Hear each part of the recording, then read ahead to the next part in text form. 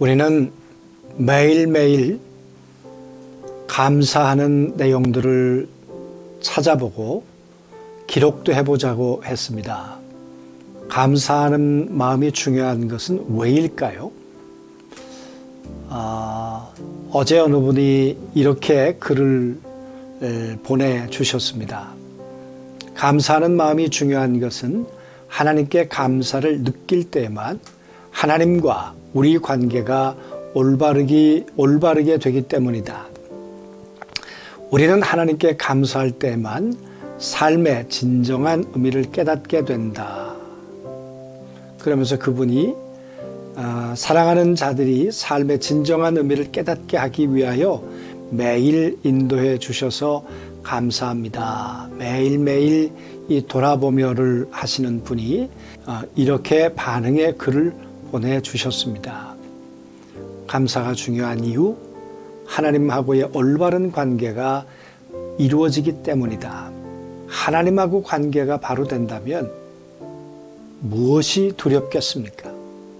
무엇이 또 문제가 되겠습니까?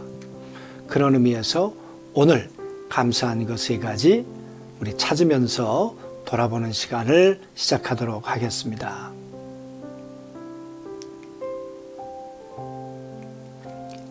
한번 기록을 해 보시지요. 어떤 것이 감사이고 찬양이고 고백일까?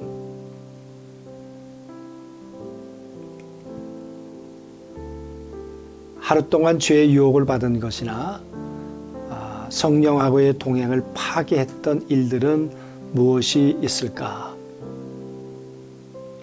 우리가 하나 되며 살아간다는 거 그렇게 쉽지 않은 일이라는 것을 늘 우리는 느끼면서 삽니다. 한번 기록을 해보시면 좋겠습니다. 오늘 아침에 우리는 누가복음 18장 말씀을 묵상했습니다. 예수님과 제자들은 예루살렘에서부터 함께 여리고에서 이제 예루살렘으로 올라가는 길이었습니다.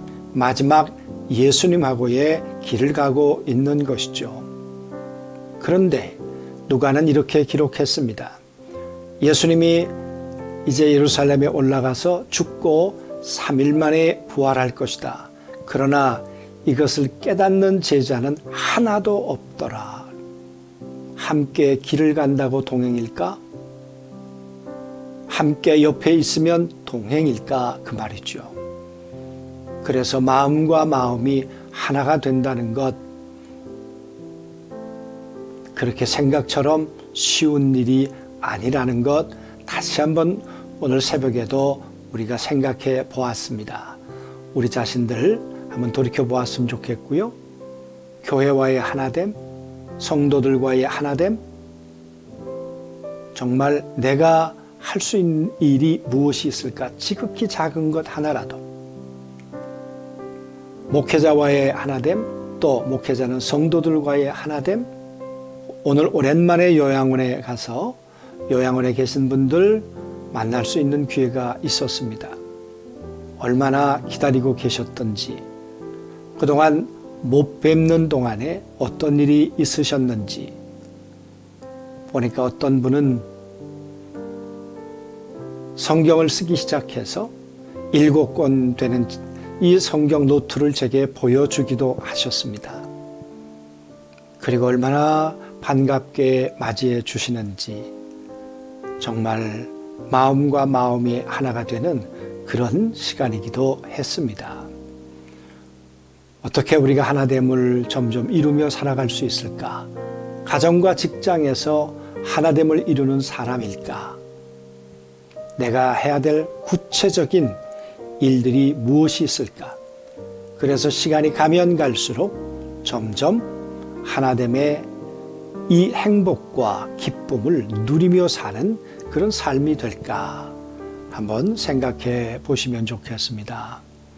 세상과의 하나됨, 늘 말씀드리지만 세계관이 다릅니다.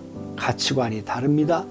그럼에도 우리는 이 세상 속에 이제 생명을 가진 자로서 그들에게 빛을 드러내야 하기 때문에 그들과 분리되어 살 수는 없습니다.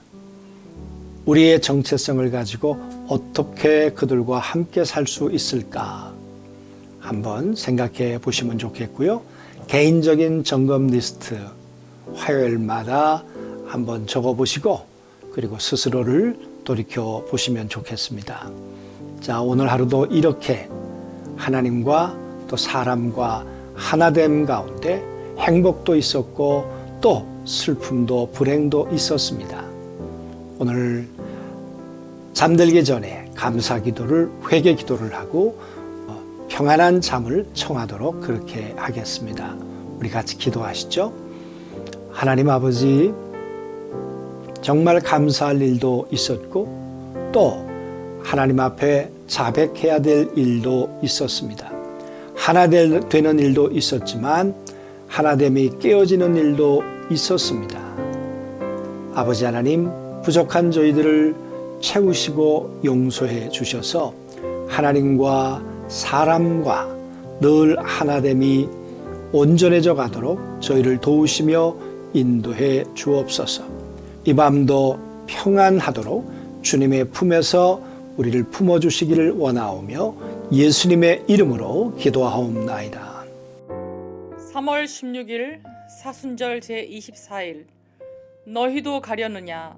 요한복음 6장 67절에서 69절 말씀. 예수께서 12 제자에게 이르시되 너희도 가려느냐. 시몬 베드로가 대답하되 주여, 영생의 말씀이 주께 있사오니 우리가 누구에게로 가오리이까. 우리가 주는 하나님의 거룩하신 자이신 줄 믿고 알았사옵나이다. 아멘.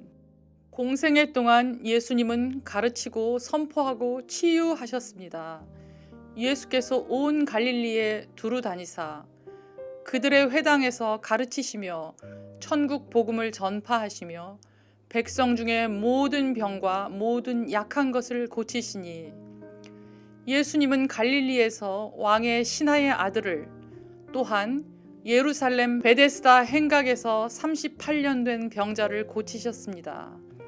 이러한 치유 사역을 경험하거나 그 소문을 들은 큰 무리가 갈릴리 호수 건너편 산까지 예수님을 쫓아왔습니다. 군중들의 배고픔을 인식하신 주님은 보리떡 5개와 물고기 2마리로 그들 모두를 배불리 먹이셨습니다. 그러자 목전에서 기적을 체험한 군중들이 예수님을 자신들의 왕으로 추대하고자 했습니다.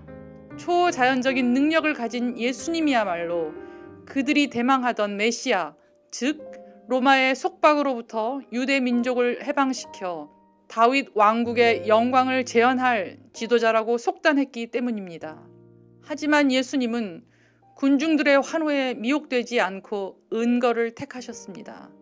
집요하게 따라오는 무리를 향해서는 그들의 현세적인 욕망을 폭로하셨습니다.